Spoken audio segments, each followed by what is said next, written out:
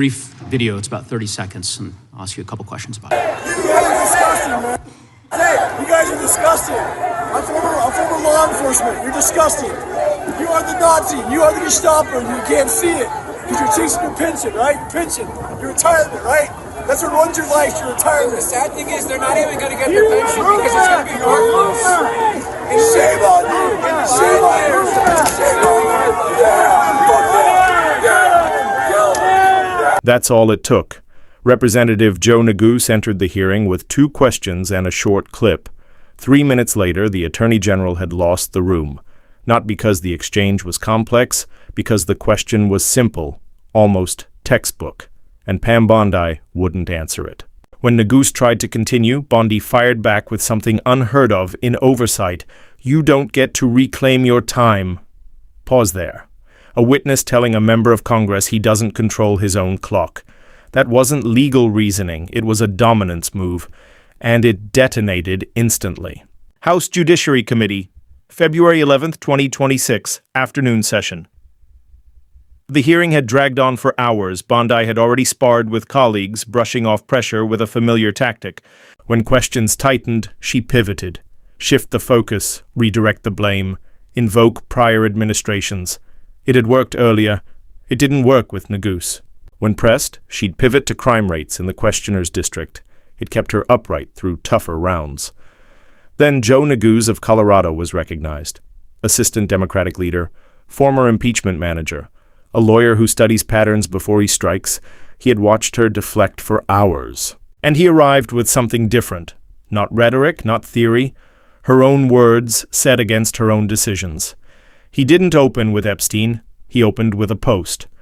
6 days earlier, Bondi had written, "If you come for law enforcement, this administration will come for you." Neguse let it sit. Then he pressed play. The footage filled the chamber. January 6, 2021. Body camera video from officers she'd vowed to defend. In it, a man in the crowd shouted, "You're the Nazis! You're the Gestapo! Kill him!" His name, Jared Wise, former FBI agent. And by last summer, a senior advisor inside the Department of Justice. Bondi's department, think about that. An attorney general pledging unwavering protection for police, confronted with video of her own appointee urging violence against them. That wasn't spin territory, that was collision. The cameras tightened on Bondi. No escape route. Neguse's tone stayed measured. "Attorney General, that man works for you now, correct?" Bondi stalled. "Who was that, Congressman?" As if she hadn't been briefed. As if the voice shouting, "Kill them," at Capitol Police belonged to a stranger. Neguse didn't blink. The individual in that body cam footage, allegedly yelling "kill them" on January 6th, is Jared Wise. A pause. Bondi answered carefully. "He does work for the department." Confirmation landed heavier than denial ever could. Neguse continued, steady as a metronome. "This is a man indicted by a federal grand jury on multiple charges tied to January 6th, including allegations of forcibly assaulting or interfering with law enforcement." He held her gaze. "This is the person you appointed?" Neguse didn't let it soften. "As the chief law enforcement officer of the United States, you hired someone captured on video yelling, 'Kill them' at police officers?" Bondi's defense fit into a single line. He was pardoned by President Trump. And in that sentence, the framework was clear. Indicted, accused of assaulting officers, caught on body camera. But pardoned, and therefore, in her view, cleared for a role inside the Justice Department. Neguse nodded slowly. Yes, pardoned by President Trump for conduct that included shouting violence at law enforcement. He let each clause settle. And yet you ask officers nationwide to trust that you stand unequivocally behind them. Bondi offered no substantive reply, because the tension wasn't rhetorical. It was structural. A public pledge to defend police paired with a senior appointment tied to alleged hostility toward them. That contradiction didn't require commentary. It spoke for itself. The contradiction wasn't abstract, it was recorded on body cam, logged in indictments, reflected in DOJ payroll records, and Neguse had just stitched it together on the record. But he wasn't finished. He pivoted, away from one hire, toward the institution itself. Specifically, the Department of Justice's Public Integrity Section, known as PIN, one of the federal government's core anti-corruption units, formed in the aftermath of Watergate to investigate wrongdoing by public officials, regardless of rank or title. Its purpose was simple: power shouldn't shield misconduct. Neguse wanted everyone watching to grasp what changes to that division actually meant, so he asked something deceptively basic. Under which presidential administration was the Public Integrity Section created? Not a trick, not rhetorical, a history question. PIN emerged after Watergate during the presidency of Gerald Ford, a structural response to a constitutional crisis. Its creation reflected a lesson: without an independent corruption watchdog, authority can outpace accountability. Any attorney general would know that. Neguse waited for the answer. The correct reply was simple: Gerald Ford. Instead, Bondi said, "I can tell you which administration ended the weaponization." She didn't answer. She pivoted. The keyword surfaced instantly: weaponization, the administration's catch-all response to scrutiny. The division hadn't been weakened, she implied. It had been de-weaponized. The reframing was automatic and revealing. Neguse cut in. "I reclaim my time. Routine procedure. Members do it constantly when witnesses drift. Oversight runs on that rhythm. But this time, the witness pushed back. You don't get to reclaim your time." The sentence hung in the air. It wasn't a procedural objection. It wasn't directed to the chair. It was a declaration from a witness that a member of Congress did not control his own questioning time. For a split second, the room froze. Then voices rose. Because this wasn't just sharp rhetoric, it challenged the structure of oversight itself. Congress has constitutional authority to question the executive branch. That includes managing its allotted time. A witness appears to respond, not to dictate terms. Ranking Member Jamie Raskin stepped in quickly, addressing Chairman Jim Jordan.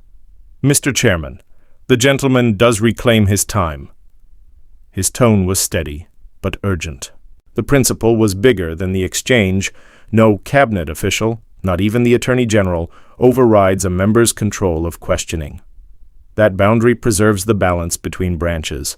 Bondi hadn't just avoided an answer. She'd attempted to redraw the lines of authority, live on camera. The structure of that room was not complicated. Neguse questions, Bondi answers. Not the other way around. A witness doesn't choose the topic, control the clock, or end the exchange. Everyone understood that. Raskin did. Chairman Jim Jordan did. The audience did. Bondi either didn't or declined to accept it. Her posture suggested something larger. She wasn't acting like a witness subject to oversight. She acted like a co-equal combatant, able to override the terms. But the Attorney General is not Congress's equal in that setting. The Constitution assigns oversight authority to the legislative branch. That imbalance is intentional. The room dissolved into crosstalk. Voices overlapped.